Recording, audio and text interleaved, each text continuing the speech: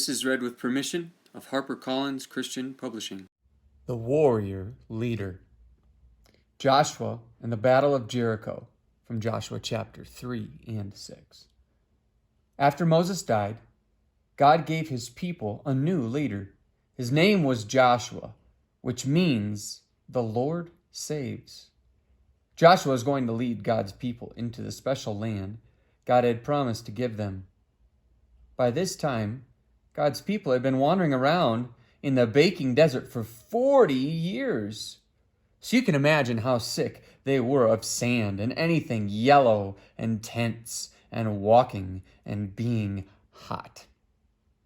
And how happy they were to reach the edge of the desert and to see their beautiful new home right there in front of them, all cool and green and lovely. There was only one problem. Jericho. Jericho was a city. But it wasn't just any old city. It was a fortress, and it stopped anyone from getting into the land. The people looked at Jericho, at the big, giant, scary walls all around it, at the tall, towering ramparts, at the heavy iron gates bolted shut at each end.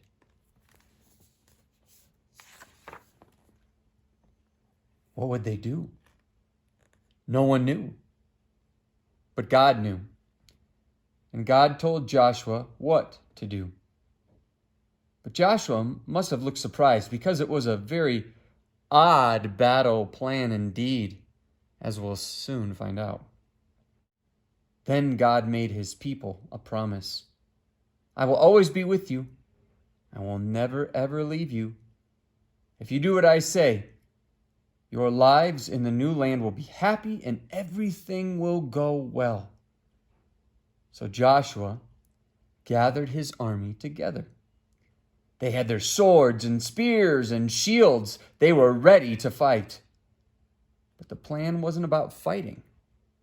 It was about trusting and doing what God said. Joshua's army went marching around the city, day after day after day. They're too scared to fight, the people in Jericho said.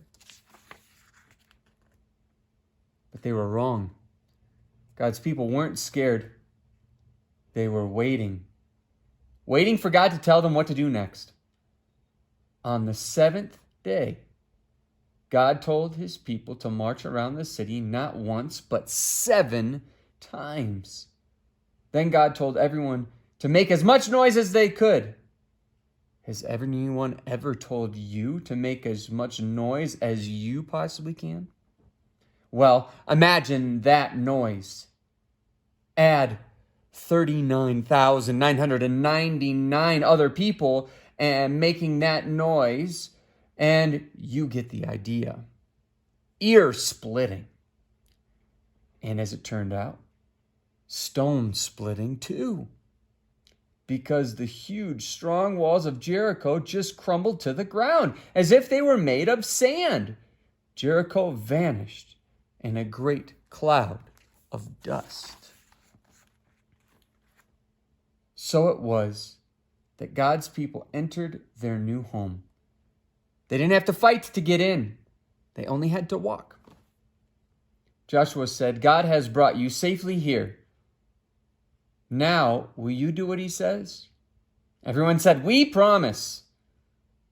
Only God can make your heart happy, Joshua said. So don't pray to pretend gods. No, they replied, never. I'm afraid they didn't keep their promise.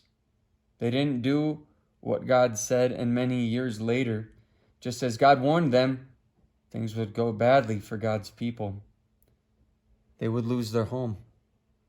Enemies would capture them and take them off as slaves. And God's people would scatter into many different lands. But God's plan was still working. One day he would give his people another leader and another home. But this home, no one could ever take from them. See you next time.